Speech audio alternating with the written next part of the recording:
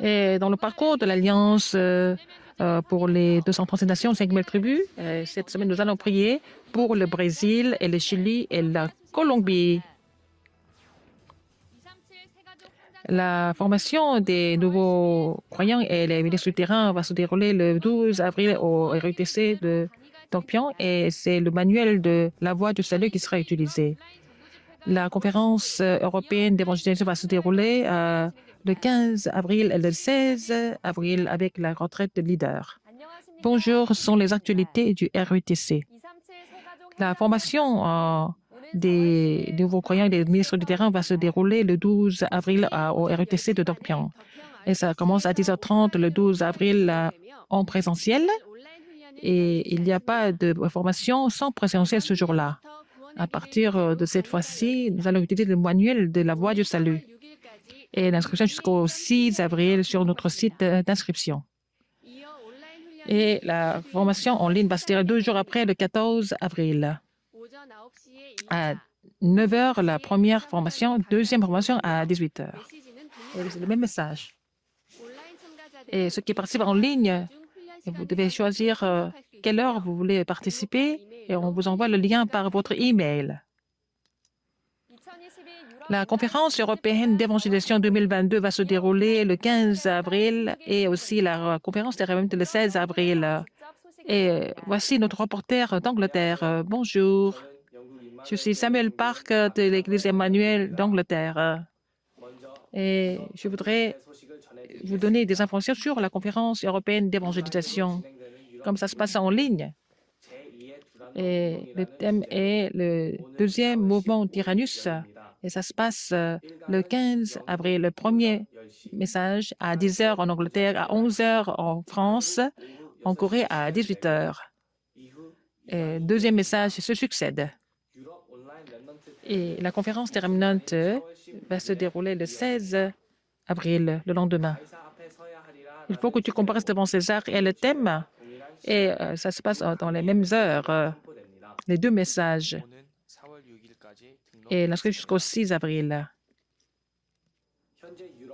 En Europe, toutes les églises, tous les réunions qui sont dispersés sont en train de prier pour cette conférence. Et premièrement, l'évangile qui est respiré au bout de 2000 ans et la bénédiction 393 soit répandue dans toute l'Europe et 237 nations. Et que l'Église européenne doit recevoir la réponse de la puissance, le talent et la mission céleste pour établir les 70 disciples pour devenir la figure principale de l'évangélisation d'Europe. Et on prie pour Pasteur Lieu afin qu'il puisse recevoir les 5 puissances nécessaires, qu'il reçoive la plénitude du Saint-Esprit. L'évangile est en train de disparaître. Il y a beaucoup d'églises qui se ferment leurs portes. Il y a beaucoup de problèmes spirituels qui s'aggravent en Europe.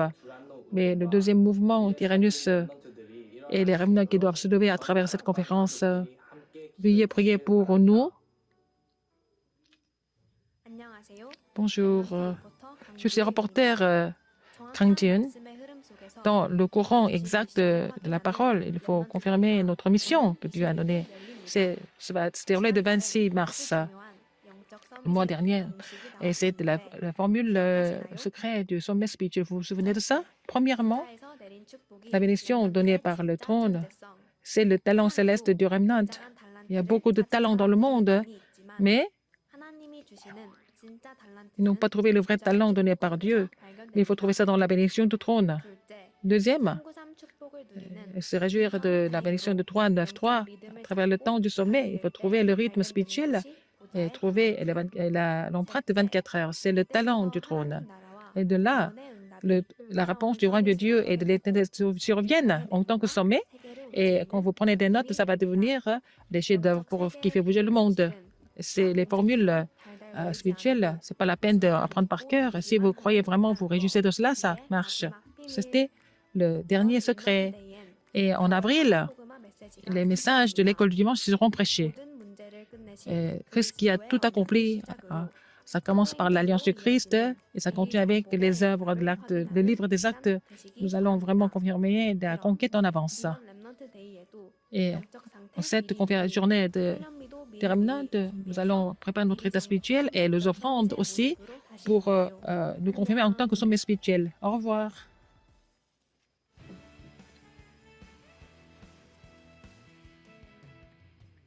le cahier de formation. 한 주간의 훈련 소식을 정리하는 훈련 수첩 시간입니다. C'est le cahier de formation de la 모든 semaine. 전도자, Tous les 중직자, évangélistes, tous les responsables des 렘넌트들이 remnants 반드시 놓치지 doivent 말아야 할 훈련들이 recevoir 3월 des 말까지 formations. Ça 계속됩니다. continue jusqu'à la fin du mois de mars. 오늘은 봄학기 중직자대학원이 Aujourd'hui, 개강합니다. c'est l'ouverture de l'école supérieure des responsables d'église à 17 heures sur la théorie de RUTC, le premier message de l'étude évangélique qui sera prêché et l'inscription continue jusqu'au 30 avril dans chaque église locale.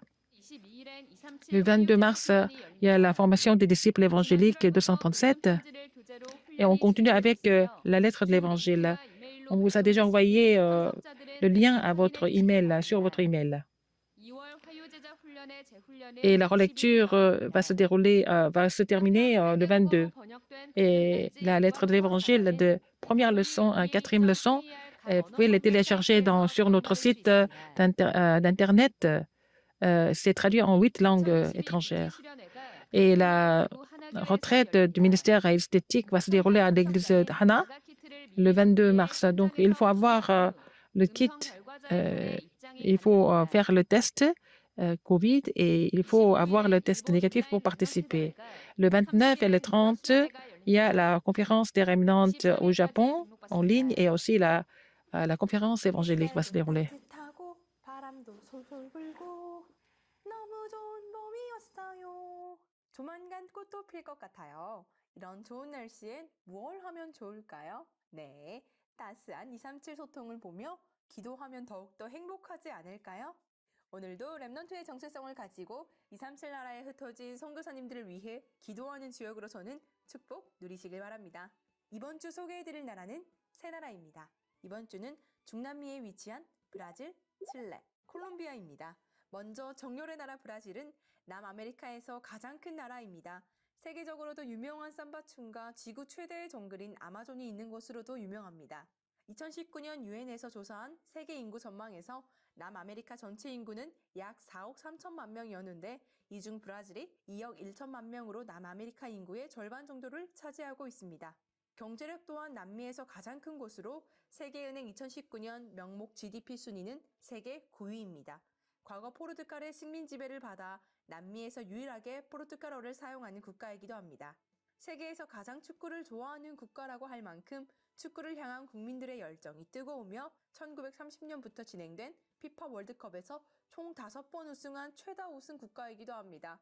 가톨릭 신자가 많은 것으로도 유명한데요. 2019년 브라질 국립통계원의 자료에는 약 51%가 가톨릭을 믿는 것으로 나타났습니다. 하지만 이는 90%였던 1970년부터 연평균 약 1%씩 감소하고 있는 중으로 연 0.7% 증가하고 있는 개신교가 2032년에는 가톨릭 인구를 초월한다는 예측도 나오고 있습니다. 브라질에는 1998년 7월에 파송받으신 홍성일 선교사님이 계십니다. 선교사님은 많은 현지인 제자들을 찾아 훈련시키고 계시며 파라 형식으로 브라질 곳곳에 있는 현지인 목회자들을 다락방과 연결해 훈련받을 수 있도록 인도하고 계십니다. 또 브라질의 많은 렘넌트와 현지인 목회자들이 국내 현장과 연결되어 지속적인 흐름을 탈 수 있도록 도와주는 사역을 하고 계십니다. 에밀리오 선교사는 2011년 대만 타이종 선교교회를 통해 다락방 훈련을 접했습니다. 2015년 한국에 들어와 지속적인 다락방 훈련을 받고 2018년 파나마 전도 집회에서 목사 안수를 받았습니다. 현재는 대구의 한 교회와 함께 사역이 진행 중이며 매일 비대면으로 브라질 사역자들과 목회자들이 새벽기도 전도학교 시스템을 통해 다락방 훈련을 지속하고 있습니다. 매년 진행 중인 중남미 40일 집중훈련에 브라질, 포르투갈 목회자들을 초청하여 훈련도 진행하고 있습니다. 홍성일 선교사님과도 연합해 많은 사역을 진행하고 있는데 2021년에는 중남미 신학교가 새롭게 시작하였습니다. 또 렘넌트 운동이 일어나며 작년에 첫 브라질 렘넌트 대회가 진행되었다고 합니다. 다음은 칠레입니다. 남아메리카 서쪽에 위치하고 있으며 남북으로 긴 영토를 가지고 있습니다. 칠레 영토 전체가 환태평양 지진대에 있어 일본과 함께 지진과 화산 폭발이 가장 잦은 나라 중 하나입니다. 위아래로 긴 영토로 인해 다양한 기후를 보이며 사막이 있는 북부에는 많은 광물 자원이 있습니다. 특히 구리가 풍부해 칠레 경제에 많은 영향을 주고 있습니다. 과거 스페인의 지배를 받은 역사로 스페인어를 주로 사용하고 있습니다.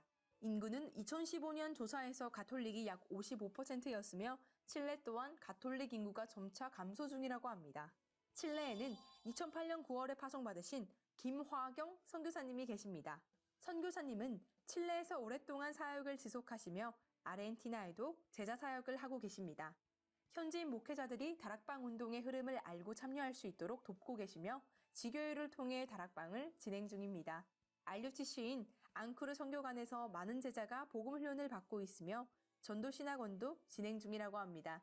현재는 코로나로 인한 통행 제한으로 교회에서 예배를 드리지 못하지만 각 목회자들의 자택에서 예배가 진행되고 있습니다. 다음은 콜롬비아입니다. 콜롬비아는 남아메리카 북쪽에 위치하고 있습니다. 콜롬비아 통계청에서 2020년 조사한 인구조사에서 약 5,030만의 인구가 있는 것으로 파악됐습니다. 이는 한국의 인구와 비슷한 수준이며 남아메리카에서는 브라질 다음으로 많은 수라고 합니다. 다른 남아메리카 국가들과 마찬가지로 스페인 식민 지배를 받은 역사가 있어 스페인어를 주로 사용하고 있습니다. 커피가 유명한 곳으로도 유명한데요. 2020년 국제커피기구에 따르면 브라질, 베트남에 이어 세 번째로 커피를 많이 생산하는 국가라고 합니다. 경제 규모는 남아메리카에서 비교적 높은 편이나 2017년 조사에서 인구의 약 27%가 빈곤한 생활 중이며 이 중 7.4%는 매우 가난한 극빈 상태라고 합니다. 국가에서 대대적으로 종교조사를 하지 않으나 약 71%가 가톨릭 신자로 예측되며 남아메리카에서 비교적 높은 편이라고 합니다.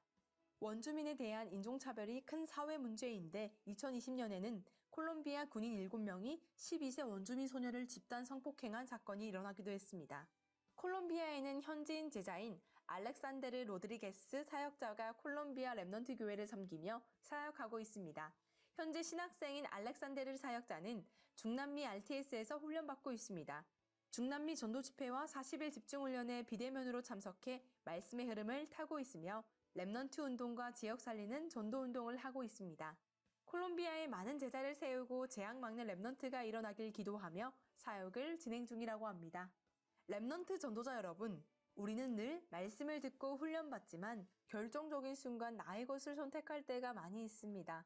그냥 복음이 아닌 나의 생각, 마음, 기준 모든 것이 하나님이 주신 것인 완전 복음, 보좌의 능력만이 임할 수 있도록 집중하며 이번 주는 브라질, 칠레, 콜롬비아를 두고 이 현장의 현지인 제자와 사역자들이 복음운동과 다락방 운동의 흐름 속에서 인도받아 중남미를 살리는 자들로 설 수 있도록 혼자서 기도하며 최고 선교의 축복을 누리며 선교의 주역으로 서기.